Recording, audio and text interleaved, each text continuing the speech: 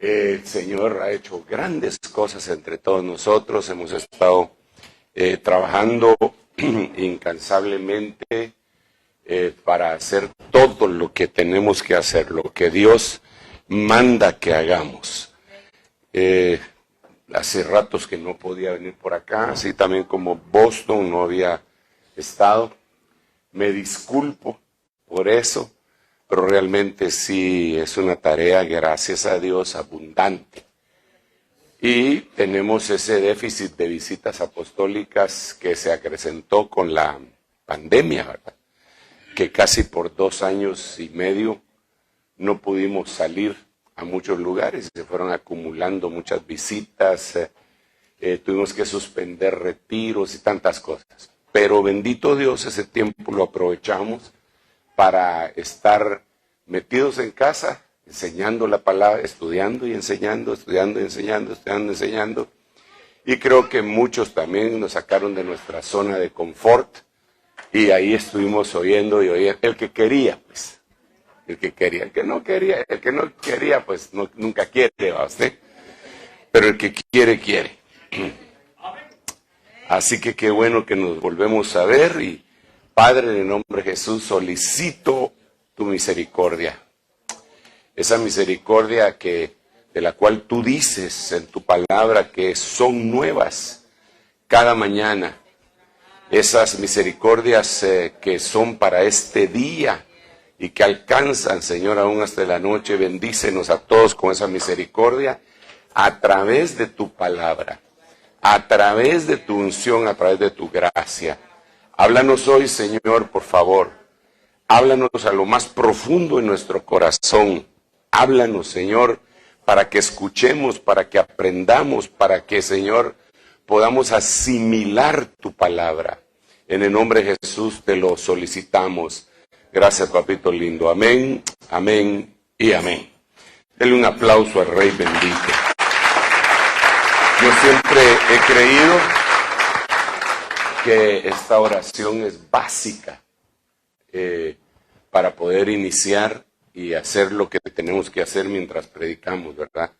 Así como la oración que se hace cuando uno va a comer, que muchos la toman casi en broma, ¿verdad? Pero que debería de ser con acción de gracias, dice la Biblia, ¿verdad? Y sabiendo que muchas veces comemos cosas que nos podrían envenenar, pero dice la Biblia, comerán cosas mortíferas y no les hará daño. Seguramente ese oró por la comida, ¿verdad? Y cuando vamos a presentarnos a la mesa del Señor, es importante que vengamos con el corazón expectante. Háblame, Señor. Háblame, háblame. Mire, si Dios no nos habla, estamos en problemas. Muy serios, muy serios. Porque yo por lo menos veo 3 ejemplos de gente a la cual Dios le dejó de hablar. Tal vez más. Como unas 5 gentes de que Dios les dejó de hablar. Le dejó de hablar a Abraham. Y le dejó de hablar a Abraham porque Abraham se juntó con Lot. Y la Biblia dice que cuando se separaron, Dios le volvió a hablar a Abraham. O sea que le había dejado de hablar. Dios le dejó de hablar también a Israel.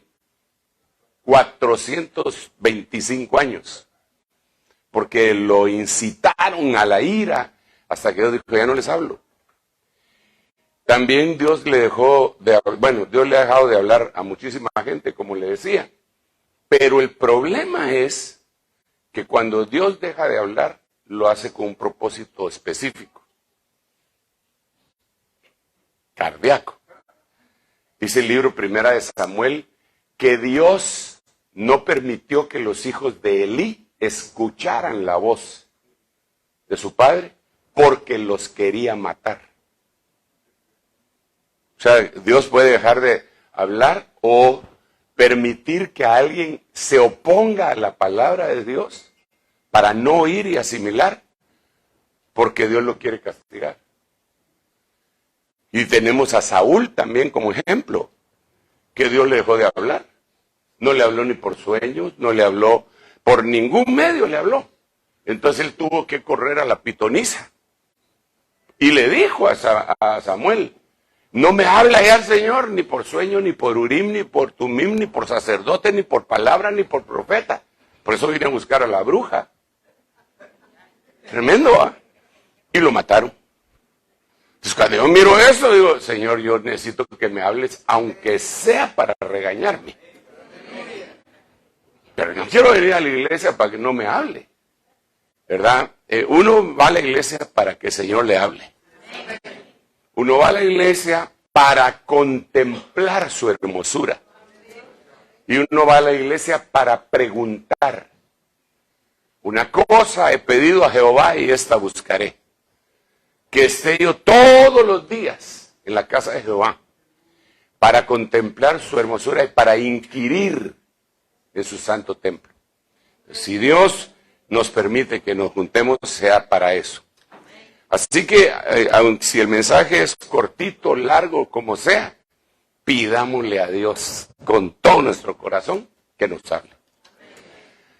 Bueno, una vez dicho esto, quiero hacer una pregunta. ¿Cuántos quieren que Dios les hable? Yo también. Bueno, he estado meditando estos últimos días y he estado desarrollando una temática que el Señor puso en mi corazón, que quiero compartirla con ustedes haciendo un breve resumen. Todo el domingo que pasó estuve predicando de esto. No he llegado al fin, desde luego, y creo que nunca voy a llegar, porque la palabra de Dios es infinita. Entonces nadie podría totalmente explicar un solo versículo absolutamente. Siempre va a haber algo más y más y más que aprender. Pero resulta, y déjenme contarles, que yo viendo en Apocalipsis capítulo 17, versículo 14, si quieren lo vamos a ver aquí. Apocalipsis 17, 14. Aquí le he estado dando duro a este versículo, por eso hasta se me quedó, creo yo, que por eso se me quedó. Dice que habla del retorno del Señor, desde los versos anteriores.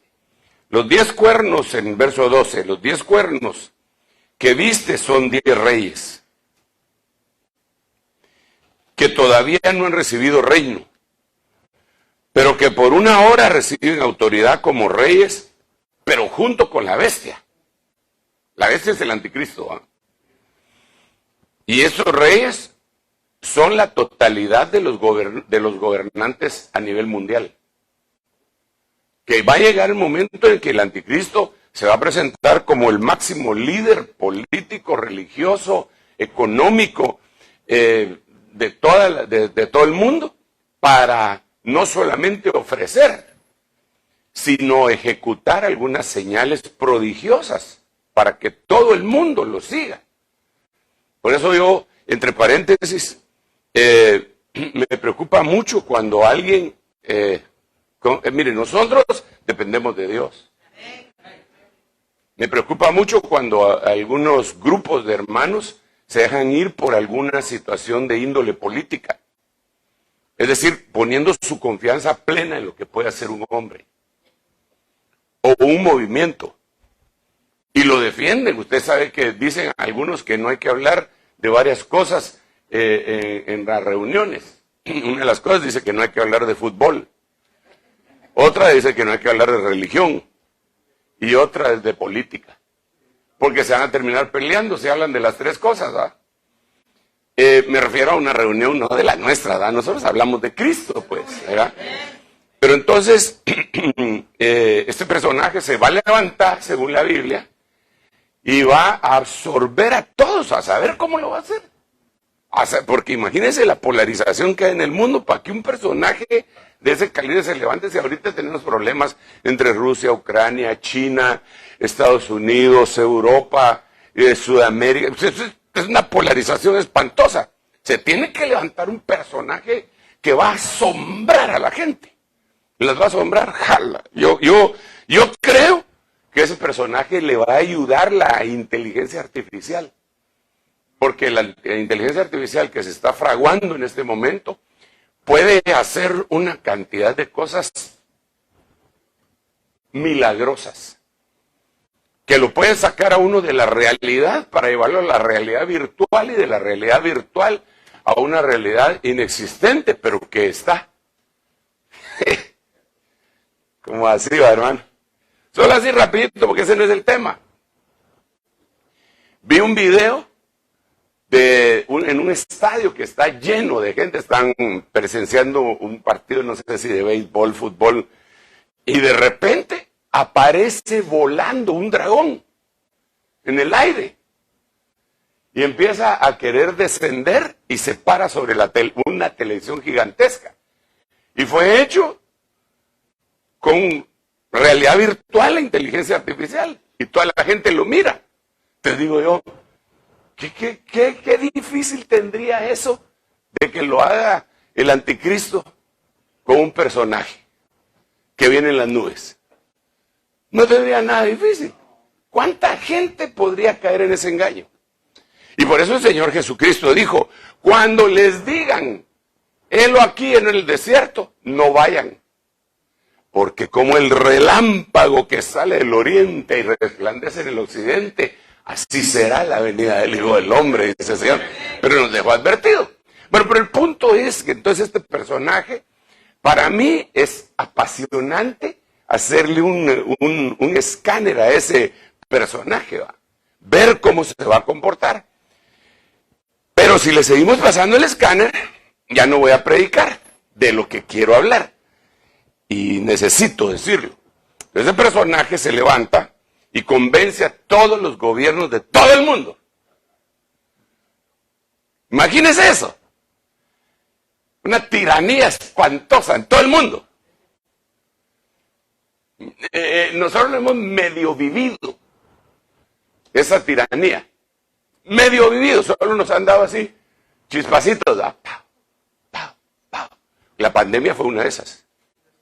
La pandemia fue una tiranía tremenda. No nos dejaban salir de la casa. Yo no sé cómo pasó aquí, pero por lo menos le aseguro que no pudo salir algunos días de la casa porque tenía prohibido. ¿O no? Allá en mi país, prohibido salir. A nosotros sí nos dejaban salir como pastores. Nos dejaban salir para ir a atender a los que estaban petateando, ¿va?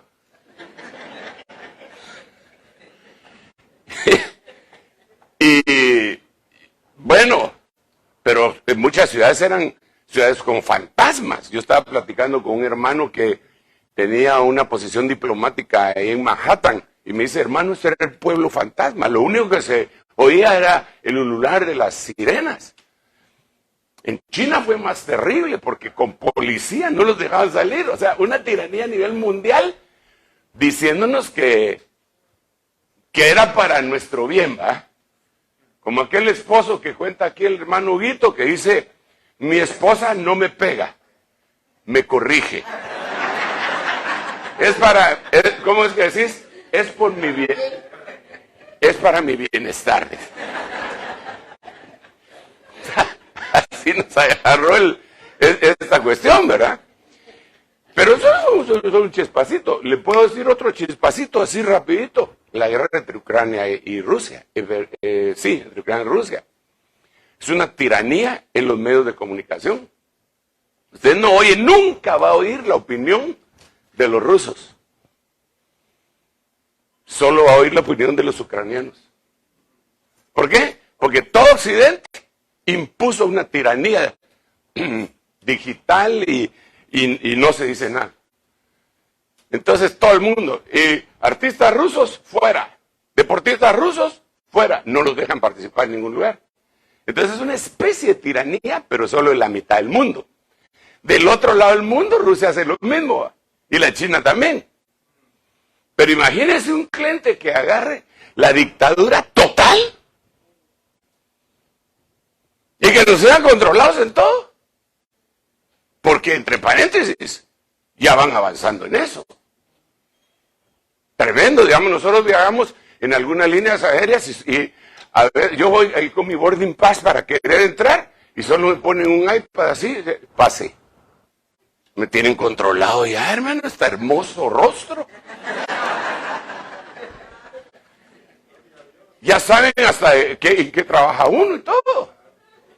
O sea, y van acumulando en esa base de datos. O sea, nos tienen controlados a todos. Ahora imagínese usted con la multiplicación de la tecnología, la ciencia, la digitalización de todas las cosas. En ese tiempo, que me parece a mí que va a ser muy cercano, nos van a tener bien controlados. Ya nos tienen controlados. Por eso es que ellos quieren hacer desaparecer el dinero en efectivo también. Porque usted con dinero en efectivo puede pagar cosas sin que nadie se dé cuenta. Pero si le dicen aquí no aceptamos efectivo, solo tarjeta, queda registrado inmediatamente si usó la tarjeta en tal lugar. Entonces, eso le gustaría también tenerlo a los maridos, ¿verdad? ¿Dónde se usó la tarjeta en tal lugar?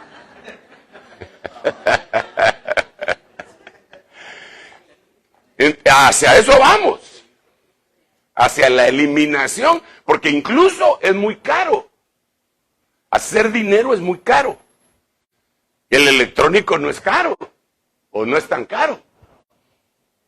Bueno, pero no me quiero detener en esos detalles, aunque para mí son apasionantes, como le digo. Entonces este hombre se levanta con un sistema tremendo y convence a todos. Y dentro de las cosas que los convenció, utilizó lo que yo le llamo la ventana de Overton. La ventana de Overton es una forma que utiliza el mundo para convencernos a nosotros. Yo le llamo a eso también el anti-arrepentimiento. ¿Por qué razón? Porque la ventana de Overton nos cambia nuestra manera de pensar. Y el arrepentimiento es cambiar de manera de pensar. Pero si yo voy a cambiar de manera de pensar, ¿qué manera de pensar voy a asimilar?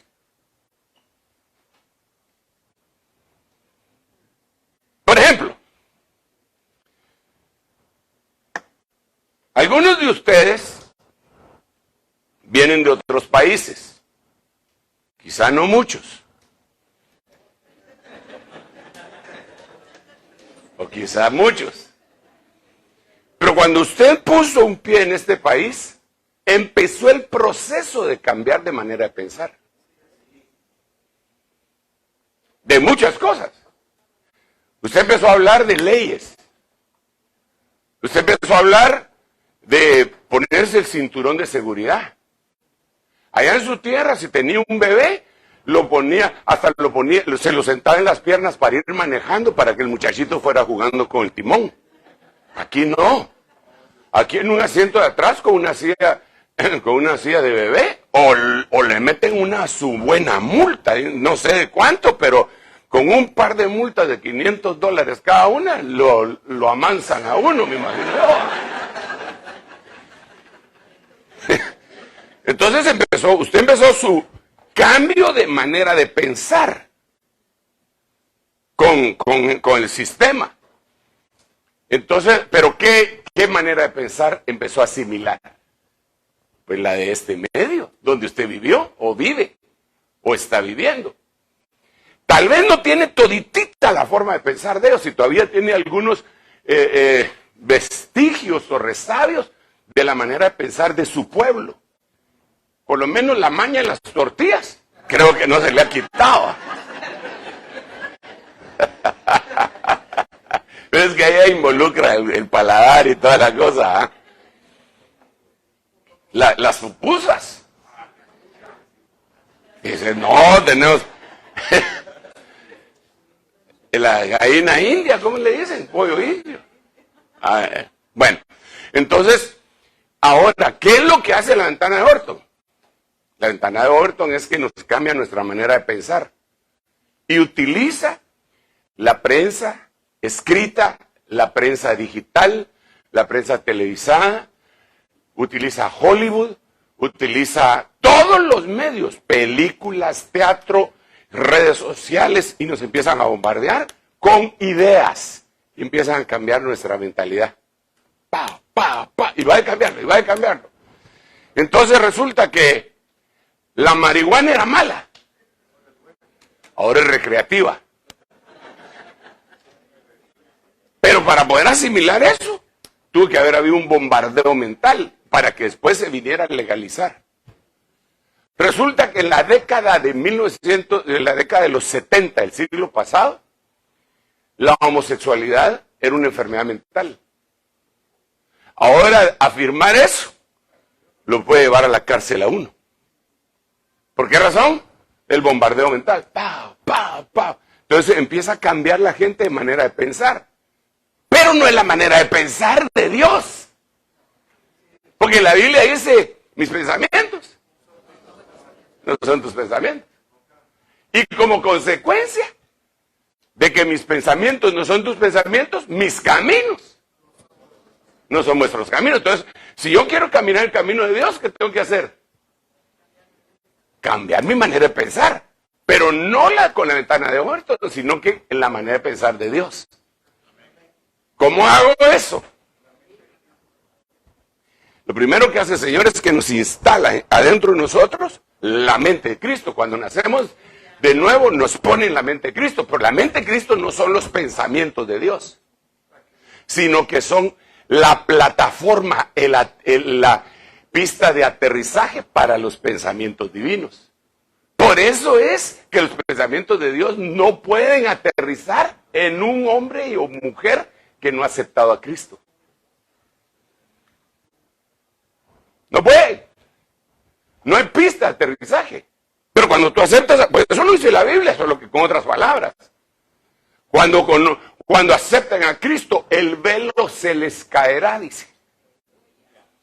Aceptamos a Cristo, ahí está la plataforma, y entonces empiezan a aterrizar los pensamientos de Dios. Entonces, ¿por qué le estoy diciendo esto? Y Apocalipsis 17, todavía estoy aquí.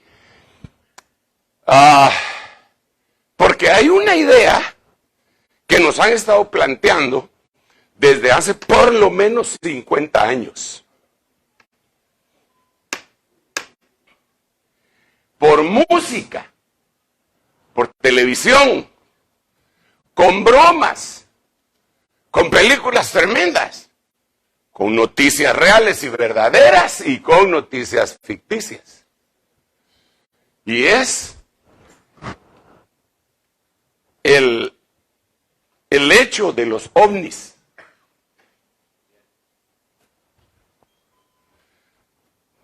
Entonces, en el último año, ahorita en la pandemia, gobiernos enteros empezaron a aceptar que sí, efectivamente, sus fuerzas aéreas, la Fuerza Aérea de diferentes países habían visto ovnis y que tienen documentado todo. Cuando era para todo, cantábamos, los marcianos llegaron ya. Y llegaron bailando cha-cha-cha. Mirábamos películas como Perdidos en el Espacio, Viaje a las Estrellas, el Enterprise. Pero conforme fue pasando el tiempo, aquello fue abundando y abundando y abundando. Entonces ahorita, que le digan a alguien que hay un extraterrestre, se lo creen así. Ahora, el anticristo agarra una de las cosas que va a hacer para unir a toda la humanidad. Es eso. Les va a decir, tenemos un peligro que es un peligro extraterrestre. Ahorita se lo voy a leer, espérenme. No sé, no es, ay, qué imaginación la que tiene hermano Sergio. Debería estar en Hollywood.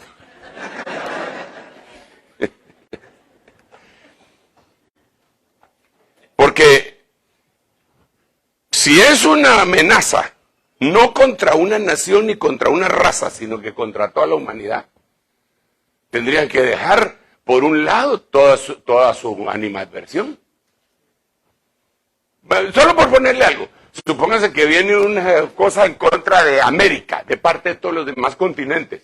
Todos nosotros aquí que no nos llevemos bien en todos los países, tendrían que reunirse y decir, hagamos algo, muchachos, ahorita dejemos las peleas por un lado, miremos cómo nos defendemos y ahí cuando matemos a los otros nos volvemos a malmatar entre nosotros. Entonces ahora resulta que lo que pasa es que ya le metieron eso en la cabeza a todo el mundo y de repente viene el Señor en su segunda venida. Porque usted recordará, si no recordará, yo se lo recuerdo, que cuando el Señor viene, vienen dos grandes facetas, la secreta y la pública.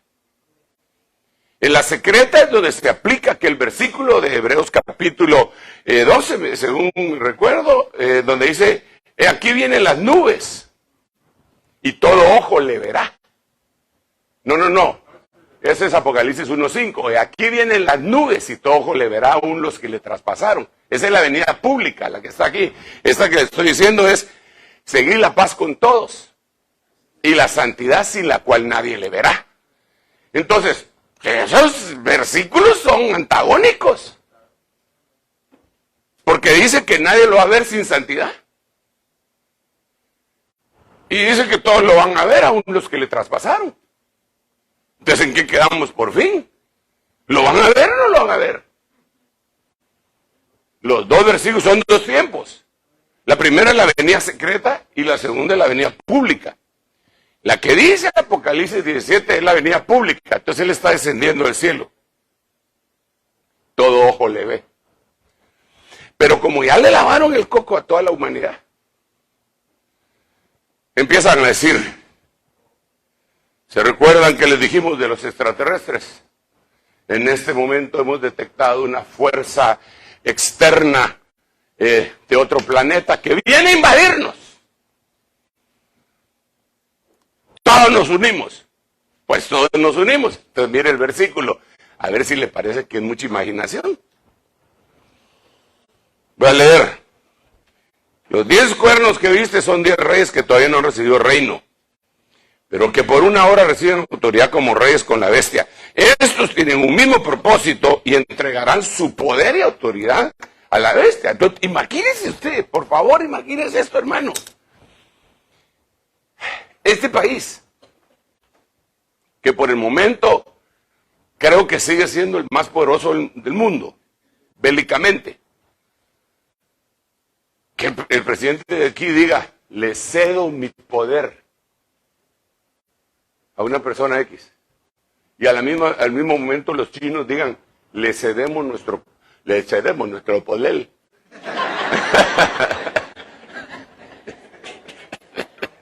Cedemos nuestro poder a ese mismo personaje, y todas las demás potencias lo hagan también. ¿Se imagina esa locura, hermano? Es que uno lo lee así, pero a veces no le pone la atención. Pero dice aquí que entregarán su poder y autoridad a la bestia.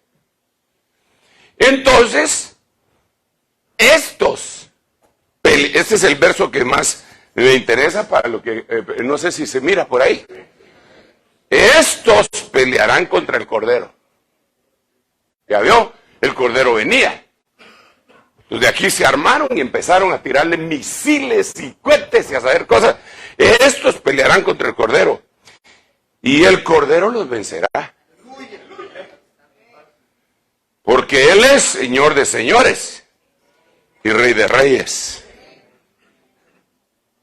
Y los que vienen con Él, los que están con Él, los que regresan con Él, son llamados, escogidos y fieles.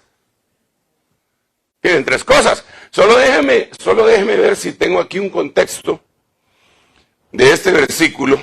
Vamos a ver.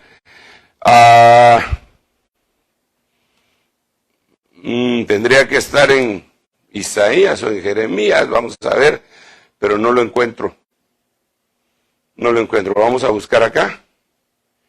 Pelearán contra ti, pero no te vencerán. No. Es un versículo que dice que cuando Él viene, tampoco es este, la sangre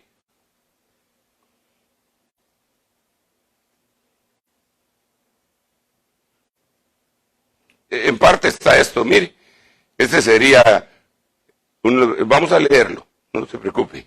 De su boca sale una espada afilada, es el Señor regresando, para herir con ella las naciones, y la regirá con vara de hierro, y Él pisa el lagar del vino del furor de la ira del Dios Todopoderoso, y en su manto y en su muslo tiene su nombre escrito, Rey de Reyes, Señor de Señores.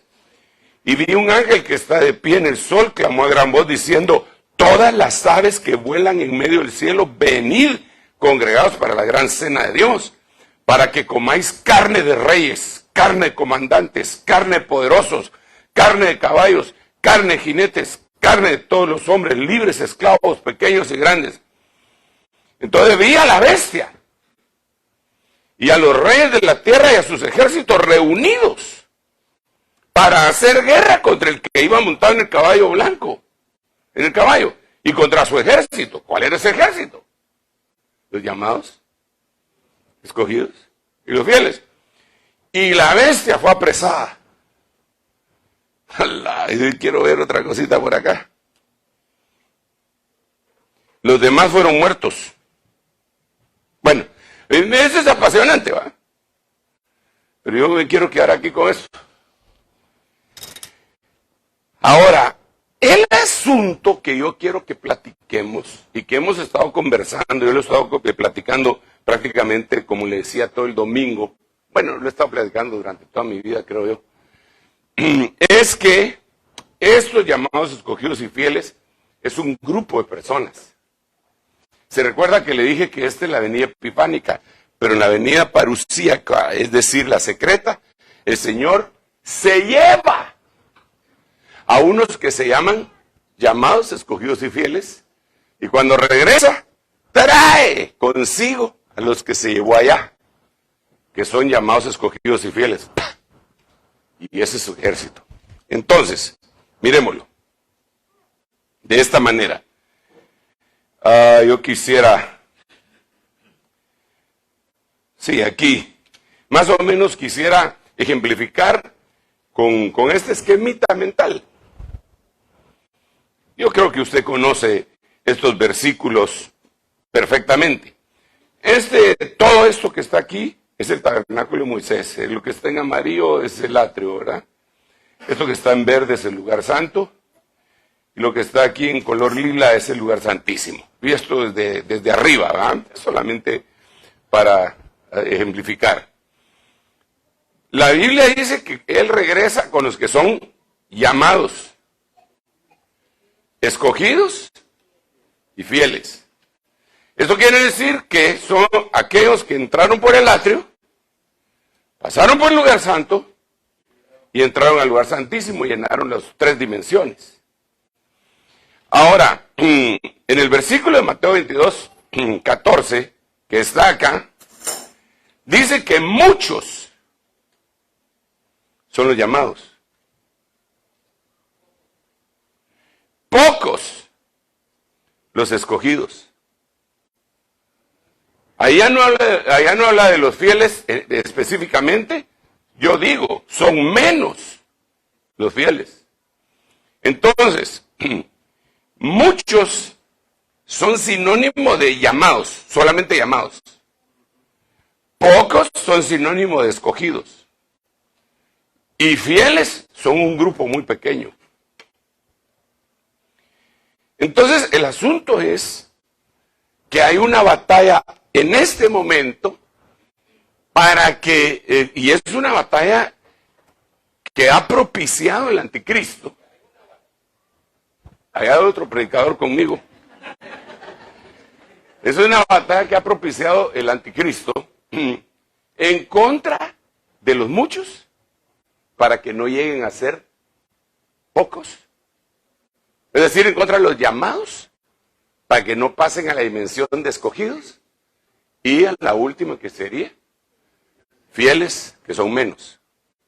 Entonces, si usted se da cuenta cómo trabaja el enemigo con los muchos, solo le voy a leer así rapidísimamente Mateo 24.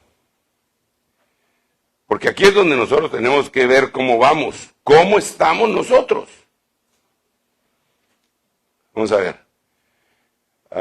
Mateo, nombre, capítulo 24, versículo 1. Vamos a ver. Mire pues, respondiendo Jesús dice, porque muchos. ¿Dónde estaban los muchos? En el atrio. Vendrán en mi nombre diciendo yo soy el Cristo y engañarán ¿a quiénes? A muchos, a los que estaban en el atrio. Entonces hay un movimiento de engaño que va a empezar con los muchos. Mucha gente se ha circunscrito a tener mega iglesias. Iglesias gigantescas en número. Muchos. Pero cuando uno les empieza a hablar, cuando uno empieza a platicar con ellos, se da cuenta que son los muchos unos debiluchos. Los agarra un testigo de Jehová y les da vuelta y media. Los agarra un mormón y los deja boqueando. Porque se quedaron en calidad de muchos. Jamás fueron al discipulado, jamás quisieron ser discípulos. Llegaban a la iglesia, sí, ciertamente llegaban a la iglesia, se congregaban en la iglesia, pero solo como que fuera una religión. Cambiaron de misa de 8 a culto de 8.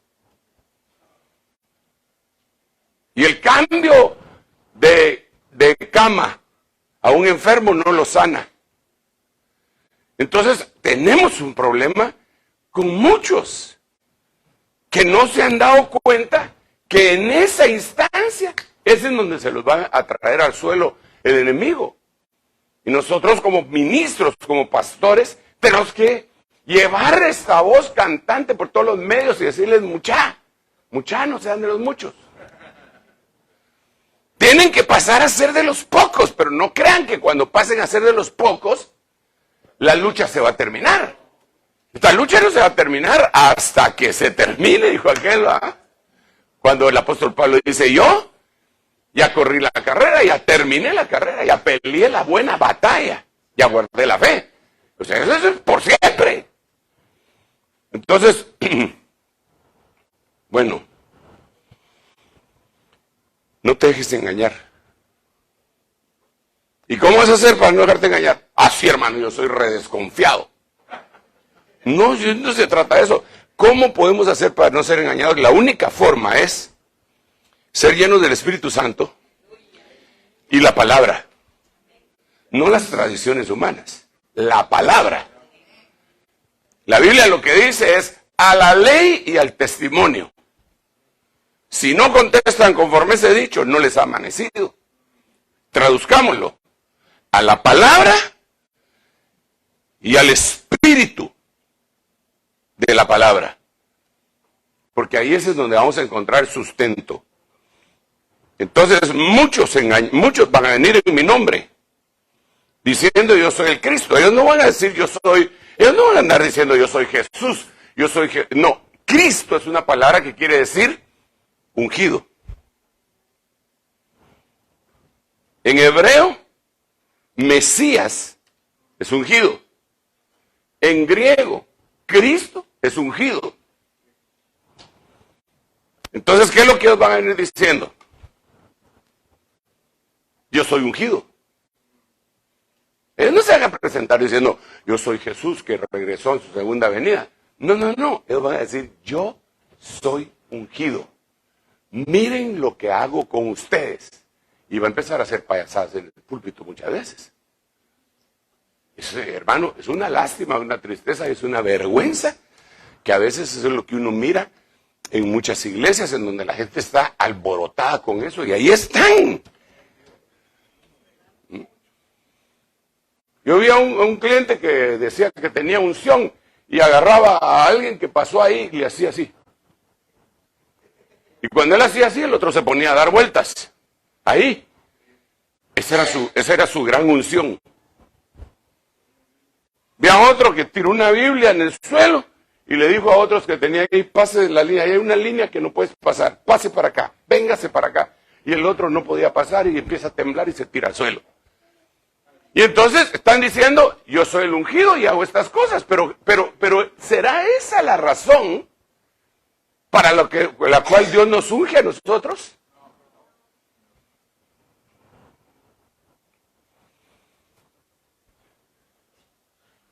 Algunos creen que la unción lo que produce es que gritamos y pataleamos y chiflamos. ¡Ah! ¿Sí no es unción? Algunos creen que la unción es lo que sucede en conciertos en donde la gente está brincando, conciertos cristianos. La gente está brincando y dándole duro, pero cuando salen, igual o peor. ¿Será esa la unción? ¿Para qué sirve la unción? Para todo. Pero eso es lo más importante. Dice que yo antes le pedía al Señor, sí le sigo pidiendo eso, pero decía, Señor, me toca predicar, dame unción para predicar, dame unción para que la palabra que yo dé, Señor, haga la obra, dame unción para predicar, dame unción para predicar. Y un día, mientras oraba, el Señor me habló y me dijo, ya no pidas unción para predicar, ahora pídeme unción para vivir. Ay, dije yo, esto está cardíaco. Porque para predicar, pues es aquí, va. ¿Qué? Una hora. ¿Y después qué? Entonces me dijo, pídeme unción para vivir. Entonces me puse a orar. Señor, dame unción para predicar y para vivir. Unción para predicar. Y me volvió a hablar. Me dijo, ya no me pidas unción para predicar y para vivir solamente. Pídeme unción para morir. Caramba, dije yo, recorcholis, recáspita, zambomba. Y llegué, Señor, dame unción para predicar, dame unción para vivir y dame unción para morir. ¿Por qué? Porque Pablo decía, yo les testifico, 1 Corintios capítulo 15, yo les testifico, hermanos, que yo cada día muero. Y el Señor Jesús dijo, ¿por qué está molestando a esta mujer que me ungió? Si me ungió para mi muerte. O sea, entonces entendí que morir es el grado superlativo de vivir en Cristo. Porque dice la Biblia, con Cristo estoy juntamente crucificado. Pero muchos nos quedamos ahí, hasta ahí este versículo, pero después dice, y ya no vivo yo, mas Cristo vive en mí. Entonces quiere decir que tiene que haber una muerte de nuestro yo, de nuestros derechos. ¿Qué hace la gente en las iglesias? Lo primero que pide son sus derechos. Yo he diezmado y tengo derecho a sentarme aquí. ¿Y qué? No tienes derecho a nada. Según el reino de Dios, pues. Ya, claro, si lo quieres te lo damos. Pero ya tienes tu galardón.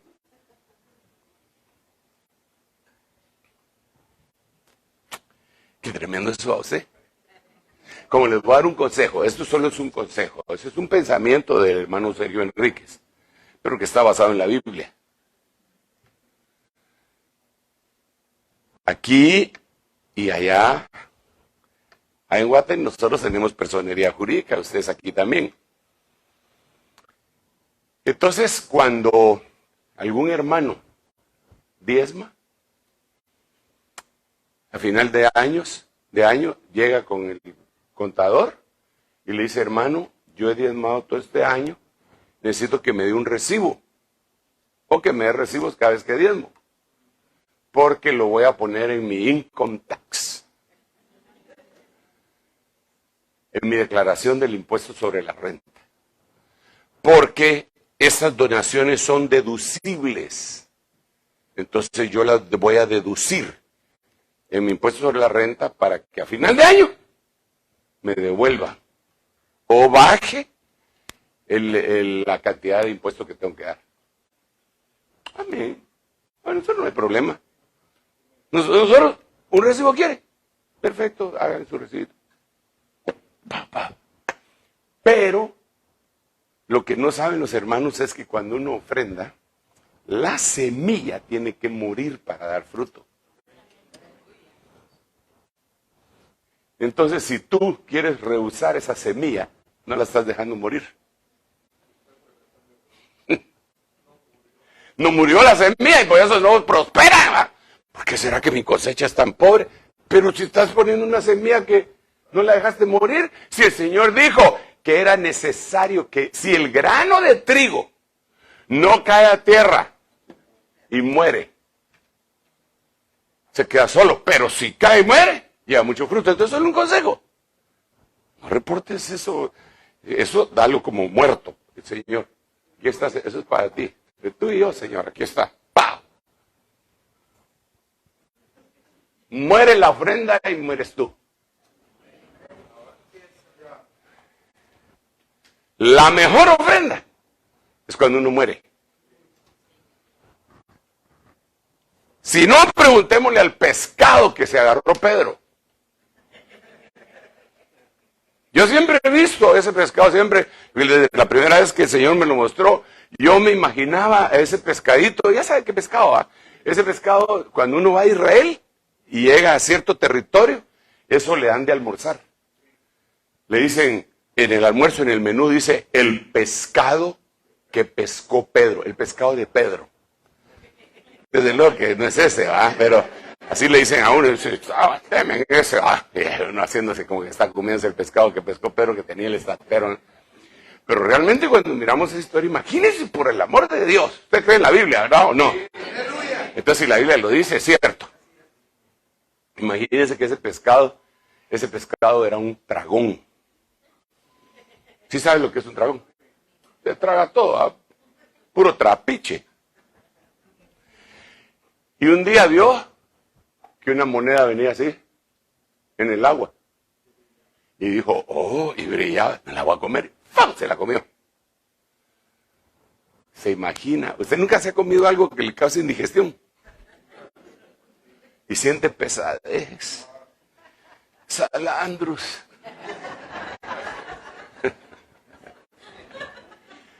Ahora imagínese ese pescado. Se tragó la moneda. ¿Se imagina cómo vivió? Y claro, la moneda pesaba. Así que no solo lo indigestó, sino que lo hundió hasta lo profundo del lago. No podía nadar bien ya.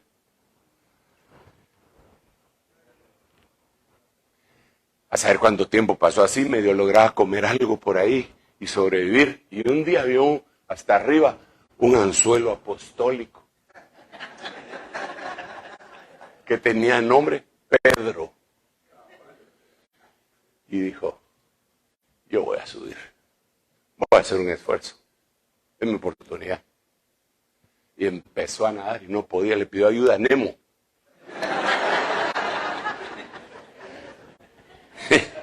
Y lo empezaron a hacer, y cuando agarró, ¡pah! Pedro lo sacó, le quitó el anzuelo, eso va a haber dolido.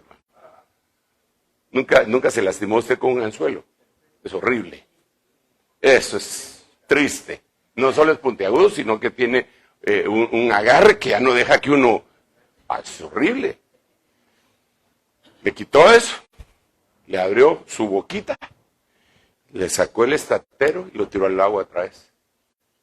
¿Se imagina cómo se sintió el pescado? Una semana de no poder nadar bien. Y ahora, nadaba para atrás, para adelante, estilo crawl, feliz.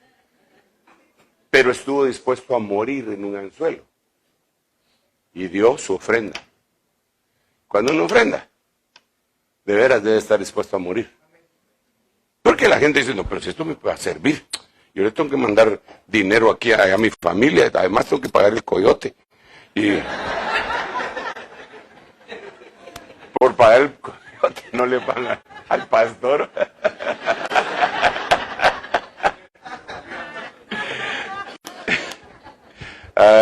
¿Vos cómo voy de tiempo? No. Híjole, no llegué a lo que le quería decir. Bueno, pero entonces sigamos acá. Entonces dice, y habréis de oír de guerras y rumores de guerras. Cuidado, no os alarméis, porque es necesario que todo esto suceda, pero todavía no es el fin. Y empieza a decir todo lo que va a pasar, ¿verdad? Pero mire lo que dice acá. ¿Quiénes van a tropezar? No, muchos. Entonces no nos quedemos siendo muchos porque van a tropezar. O como dijo mi paisano, van a trompezar. Muchos tropezarán entonces y caerán y se traicionarán unos a otros y unos a otros se odiarán. ¿Pero quiénes? Los muchos.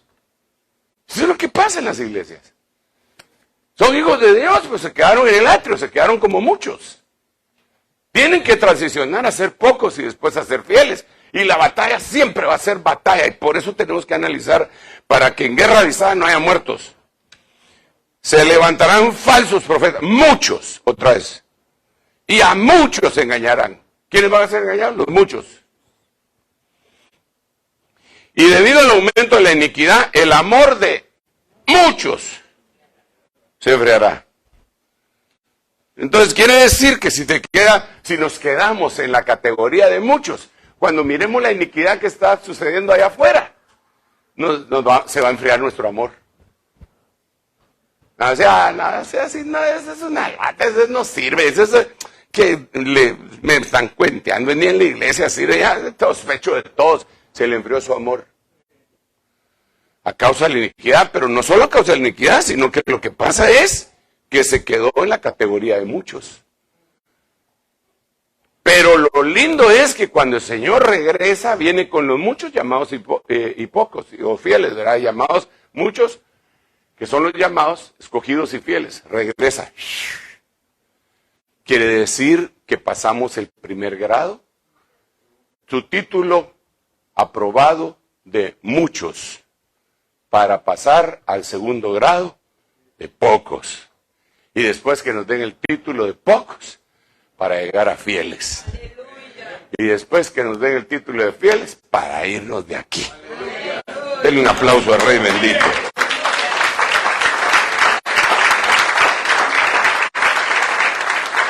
Vamos a ver. Aquí debe haber algunas otras cositas. De los muchos. Vamos a ver. ¡Ay, Señor! Y aquí también empezamos a ver a los falsos profetas, pero esperen, quiero hablar dos palabritas de los falsos profetas. Este es lo que yo le decía, mire, de la realidad virtual. Por tanto, si os dicen, mirad, Él está en el desierto, no vayáis. O mirad, Él está en las habitaciones, no les creáis. Porque así como el relámpago sale del oriente y resplandece hasta el occidente, así será la venida del Hijo del Hombre. Bueno. Ok, dejémoslo ahí y regresemos acá, pero solo déjeme hablarle del versículo de que no platicamos. Muchos falsos profetas. Muchos falsos profetas. Muchos falsos profetas. Y engañarán a muchos. Entonces, una de las cosas que nosotros debemos tener bien claro es que no debemos de rechazar ni a los profetas, ni a las profecías. Pero lo que sí tenemos que hacer es discernir a los profetas y a las profecías. Porque si te dan una profecía, tú tienes que evaluarla. Cuando es una profecía así a nivel general, tienes que evaluar esa profecía. Y tiene que haber gente dentro de la iglesia que tiene algún grado de espiritualidad para decir, no, eso no está bien. Esa profecía se salió del huacal. Esa profecía no es cierta.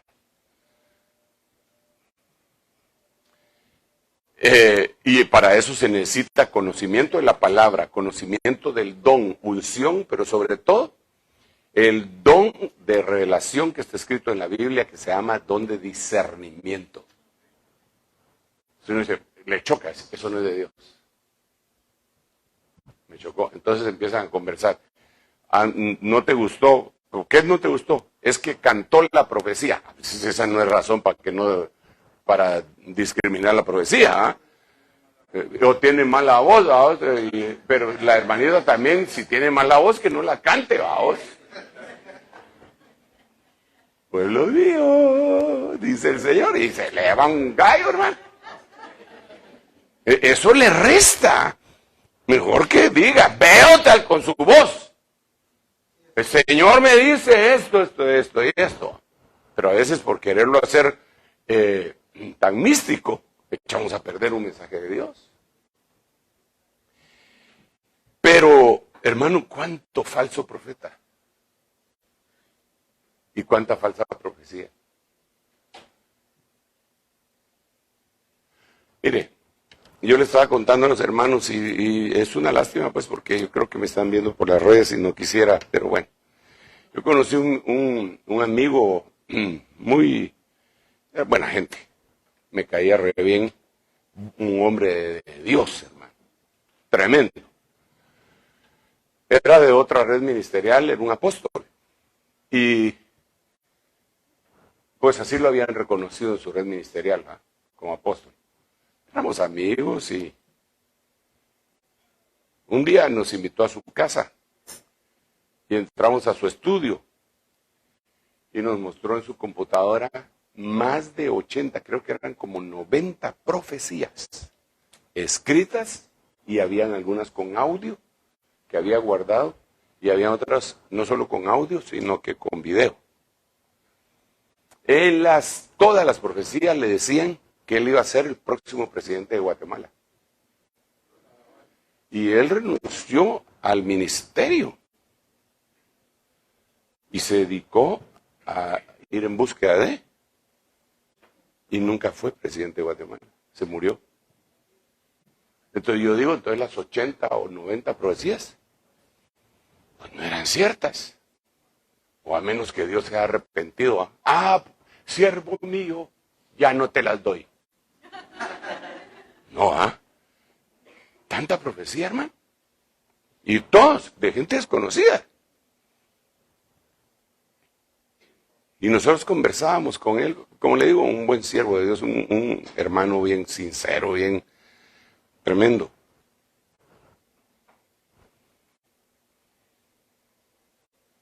Entonces, digo yo, uno puede resbalarse, hermano. Por eso es que, ¿acaso no dice la Biblia, pues? El que crea, estar firme, mire que no caiga. Entonces yo creo que nosotros debemos de hacer una evaluación diaria y decir, Señor, hoy te fallé en tal cosa, definitivamente qué vergüenza, me siento arrepentido, me caigo mal, Señor.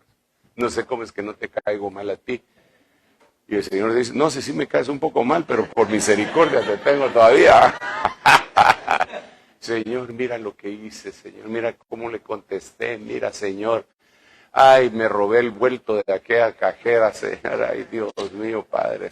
No sé, tantas cosas malas que uno puede hacer. Bueno, no lo digo yo, lo dice la Biblia. La Biblia lo que dice es, todos a la verdad pecamos en alguna manera.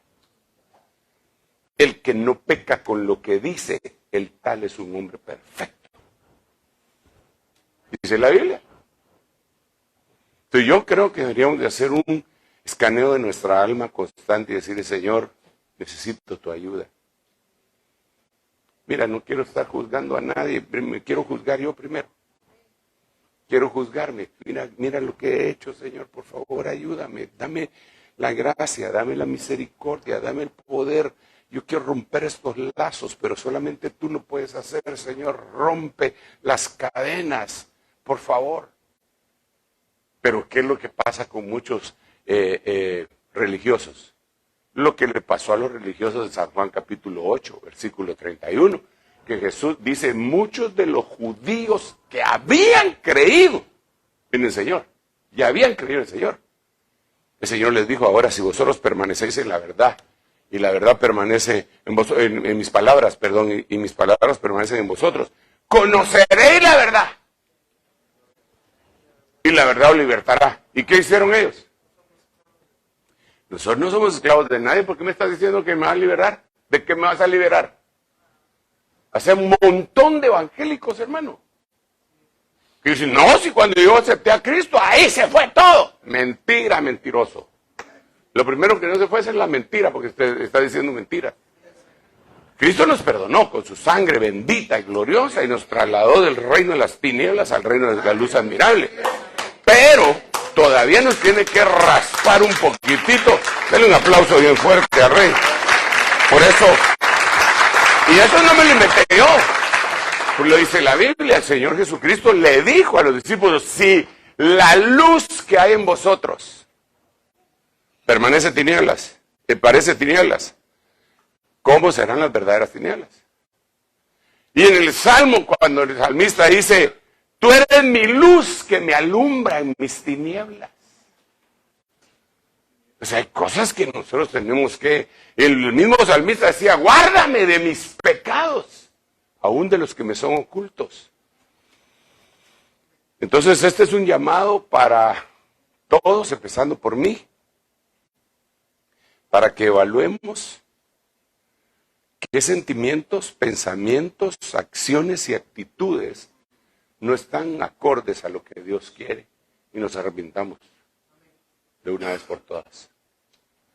Yo, en lo que a mí corresponde, esta noche, ¿qué fecha es hoy? 24 de mayo.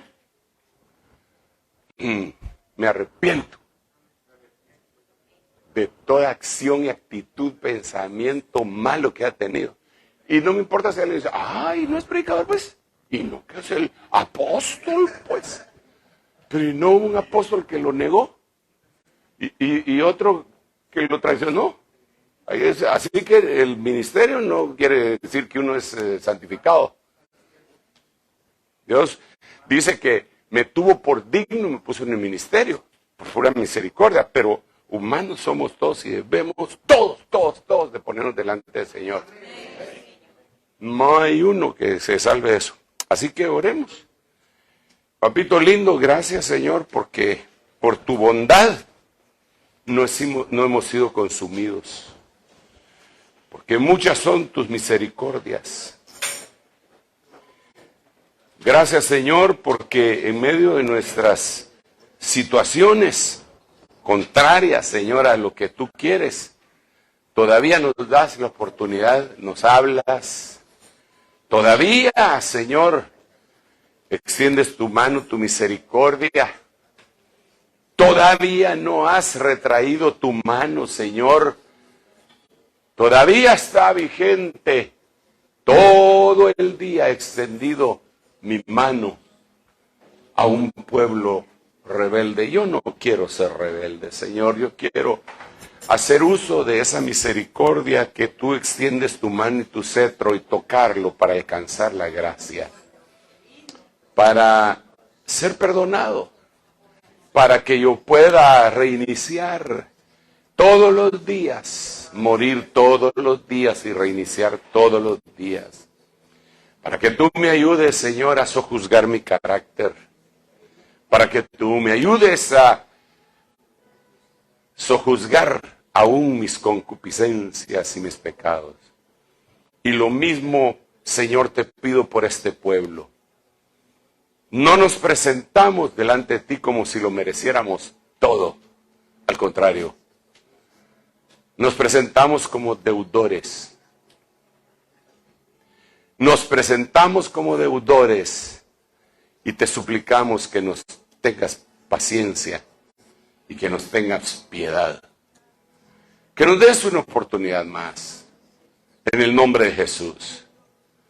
Que no permitas que con nuestra boca condenemos a nuestros hermanos, aún a nuestros adversarios. Que no permitas que salgan maldiciones de nuestra boca, sino al contrario, Señor. Así como el Señor Jesucristo, cuando lo maldecían, Él bendecía. Señor, queremos que nos ayudes para llegar a esa estatura que tuvo Esteban, que aún siendo apedreado, logró pedir misericordia para los que lo atacaban. Señor, pero primariamente te pedimos misericordia para nosotros, para que se cumpla lo que está escrito en tu palabra: bienaventurados los misericordiosos, porque ellos recibirán misericordia. Señor, gracias, gracias. Yo, una vez más, vengo a este lugar a plantar una bandera apostólica que ondea los cuatro vientos. a bendecir, Señor, a esta casa ministerial. Señor, vengo a bendecir a tu sierva, hermana Rosita, en el nombre de Jesús. Bendigo su vida, su dedicación, su ministerio. Bendigo las ovejitas que le has puesto a trabajar juntamente con ella acá. En el nombre de Jesús. Bendigo a cada uno de tus siervos y siervas que están aquí presentes, Señor, que se han reunido. Pronuncio una bendición apostólica sobre sus vidas. Ábreles nuevos senderos, nuevos caminos, nuevos horizontes, nuevas puertas, en el nombre de Jesús. Gracias, papito lindo. Nuevas experiencias, así como manzanas frescas, Señor. Y que aquellas que le has dado vengan a ser como esas pasas tan deliciosas. En el nombre de Jesús, gracias, Padre. Gracias, Hijo. Gracias, Espíritu Santo de Dios. Amén, amén y amén. Denle ese aplauso al Rey bendito.